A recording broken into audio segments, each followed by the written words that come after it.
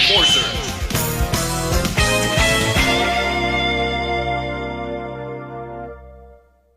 Okay, the 22nd Double Rant House installment is now in session, peeps. Yeah, we got those two fuck-ups that should be covered. Yeah, which should have been covered a long time ago, or whatever it is. But whatever. And it's those two groups based on my Plotagon skit sketches and everyone else's universes on their own channels. The first segment is the Anti-Karen Squad, requested by Microsoft Mike. And the second segment, the Vicious Mafia, formerly known as the Fiona Fox Pack, requested by Artada the Dragon Flarigan. So without any further ado ass shit, let's just get this over with. Ugh. Okay, the Anti-Karen Squad is a team, well, was a team that started back in 2022 in my Plotagon universe, based on the real Random Losey's original characters. Yeah, and two of the characters who used to show up as a team are from Nintendo and Fangamer. Yeah, Undertale and Earthbound. The team's era was going well at the time, with no problem whatsoever. Their team consists of Kevin McCarranson, Fugitive TV, Kelly McCarranson, and Katie McCarranson. Yeah, Kevin, Kelly, and Katie are Losey's original characters, and Fugitive TV is someone's OC. Yeah, Gygus from Earthbound and Azrael from Undertale. Yeah, Azrael and Gygus. The Anti-Karen Squad team was led by Kevin McCarranson himself. He was the father of Kelly and Katie, a former ex-wife of Karen McCarranson. Wait, what? More like a former ex-husband of Karen McCarranson, since he divorced her back in December 2021 on the Real Random Losey's Rapper Offline universe, and an ex-boss of Todd and Mauricia. This group is about confronting Kevin's ex-wife Karen and various entitled Karens he and his squad see on Earth. Damn, it was going well, until earlier this year. Kevin and Fugitive TV had to take their lucks into a fucking nosedive. It started by Kevin McCarranson taking his senseless aggression on me by saying, "Mason, what the fuck is wrong with you? How fucking dare you send Pencil Neck and the Red Teeth Bandits to Hawaii? And how fucking dare you kill the Michael Picker and Abby Evans out of character elimination? We wanted a clean contest, but no, you had to screw this up." Yeah, something like that. It just started off earlier this year, like sometime in March, either February or March. Okay, and he and his squad even gave Azrael Dreamer a punishment day after joining the Red Teeth Bandits. Well, it may be true, but oh, come on. That was from the 666th sketch where all 8 of us Plotagon Skits crew members went down to the depths of hell on account of Pencil Neck. And Azrael was brainwashed by the Red Teeth Bandits all along. And come to think of it, the Red Teeth Bandits did manipulate Azrael to do the same thing to Timmy, Chloe, and Crystal. Yeah, these 3 characters from Titan Academy before us. Well, that may be true since I programmed all this shit on Plotagon, but in my Plotagon world, it was all the Red Teeth clowns who put up with this shit. Both Pencil Neck and Qualiface's team. Even the rest of the remaining thugs of the Fiona Fox Pack, or rather the Vicious Mafia. So on my 27th birthday, he sent me a grounded threat, which is fucking pointless, and doesn't do a damn thing at all. It all happened the day after Chloe Hodges got the immunity bonus after competing in a Super Smash Bros. Melee mini gameplay with Harry Donaldson and Alex Chapman. So the Curriculum crew are a team, yeah, and so does the rest of the squads. Well, come to think of it, on Plotagon Skits and Electromagnetic shit and other teams. But Kevin didn't understood what the fuck is an individual mean. 1 month later, Azrael Dreamer and Gygus were about to leave the Anti-Karen Squad, but Kevin would throw a fit on them if they do. Yeah, that happened in August. Not only that, Kevin and his team got sued for all that, and they have made a decision where they dropped the ball by leaving Texas instead of doing community services. Haha, Azrael and Gygus gave them an ass whooping. Because those two guys have left the Anti-Karen Squad and later joined Loric Movies and Music's team due to Kevin McCarranson's controversial behaviors. He and his team are making big related dramas like the Red Teeth Bandits being sent to Hawaii, throwing a raging fit over two of Wally Universal's curriculum members being dragged out of the contest, wishing anyone, including me, an unhappy birthday and all that shit. And then, back on November 10th, the Anti-Current Squad have been confronted by Adrian, Matt, and his team. Yeah, they have failed to control their angers. So, Azrael and Gygas have turned their backs on them, for real this time. Then finally, Kevin, his daughters, Kelly and Katie, and his bestie, Fugitive TV, have been sent to the black hole, with no hope of returning. So according to Ashley Anderson, she said that the Anti-Current Squad era is officially demolished, meaning that it doesn't exist anymore. So yeah, the Anti-Current Squad is gone. It's over, done and dusted. So yeah, the Anti-Current Squad is officially no more.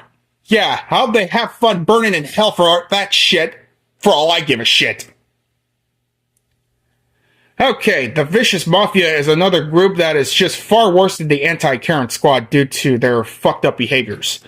So, according to my friend Artada the Dragon Flarian via Midway, so I'm going to name the characters and tell you the reasons why everyone in mine and Artada's world, to avoid them at all costs. Yeah, Fiona Fox from the Sonic the Hedgehog franchise. Always forces everyone she sees, mostly Caillou, to make love to her feet, and to make matters worse, she keeps telling everyone to lick them. Bruh, that's fucking disgusting! Having someone to lick their feet? And also, she only brushes her teeth once or twice a week. Her breath smells like alcohol, marijuana, and cocaine by taking them. That hygiene in Fiona Fox's system is still fucked, especially her teeth, because she needs to brush them twice a day, every single day. And damn. Well, I may drink alcohol from time to time, but I'm not like a raging alcoholic or none of that shit. Well, I gotta be in massive pain in order to smoke some weed. And as for the cocaine, I'd rather stay the fuck away from it, at all costs. Okay, next. The HBO Max version of Velma Dinkley. Yeah, from the web series of Velma, which is also from the Scooby-Doo franchise. This fake-ass imposter of the real Velma Dinkley keeps bringing up people's past 24/7. Come the fuck on! This type of bullshit on people whom have changed their behaviors is getting rather old. Those wrongdoings that we have done in the past were true, but it's considered overruled. Andreas Hamilton, yeah, Artada's original character, whom stalks and keeps begging and forcing women to be his girlfriend, especially the ones that are already married, like Emily and Kumi, and are lesbians, and are gay, bisexual, or whatever it is, whatever sexual orientation that Andreas Hamilton could give a fuck less about. And to make matters worse, he goes as far as by beating up their boyfriend or husbands, or their loved ones, or life partners, if they come to the rescue. Well, thank God that he got executed by getting sent to the black hole, alongside with that stupid pussy Bubsy Bob Pussy for stealing Timmy's DoorDash order. Yeah, and the fucking Crispy's chicken wings place that Pencil Link used to work at. Yeah, Bubsy Bobcat for the Bubsy franchise. Shit. Okay, Clint Clobber from the Tom Deitch era of Tom and Jerry, whom always has a rivalry with Dave Johnson. Rivalry. Shit. Tongue twister much. And always starts drama with him, as if abusing his former pet Tomcat isn't fucking bad enough. If that's not bad enough, he impersonates police officers and claims him as a sheriff. Damn, I cannot believe that he had the balls. He had the balls to impersonate the police officer just to arrest DeLorean. Dude, what the hell? Okay, Surge to Tenrec from Sonic the Hedgehog, whom doxes people's addresses and email addresses. However, Fiona Fox and Surge always try to hack people's credit and debit cards. Yeah, the credit and debit card infos. Oh, and Fiona Fox helped them to... No, wait. I believe it was Velma Dinkley, the HBO Max version of her, and Surge that done that shit. So, my bad. And by the way, Fiona Fox helped them to get all hacked for sure. Yeah, correct me if I'm wrong, because I'm getting a little confused, Artada. The Weatherspoon triplets, they go by Dion, D'Angelo, and Draymond. Even though that they're gone, by different reasons, but those guys were giants. You know, peeps. Y'all remember the NBA star Shaquille O'Neal, the WWE legends, The Big Show, and Big Sexy Kevin Nash? Mostly they're bodyguards. Yeah, take a look at those, and just imagine those guys, take a look at one of my sketches that had anything to do with the Weatherspoon triplets, but mostly in Character Elimination Season 6. Well, damn. They harm anyone who tries to confront and harm Brian and Emma. What the fuck is wrong with those triplets? That proves that they're toxic Brian and Emma fan brats. Plus they got tons of weapons. Like their weapons are unlimited. They also burn houses, break all the windows and doors, running over people with their Jeep car. They'll do anything to stop anyone from harming Dave's kids. Whom are the fucking cum shots that his ex-wife Catherine should have swallowed while she and Dave had sex? They say that we treat Brian and Emma like they're the spawns of Satan. Well, which they are! And treat Dave Johnson like he's Jesus Christ when he's not. What the hell? Newsflash, peeps. Those NBA star wannabes are not really NBA stars at all. They never associated with the NBA. They work out all the time and eat Subway sandwiches. So, I'm glad that they got fucked by eating a cyanide, which is hidden in one of the Subway sandwiches. Or rather, 3 of them.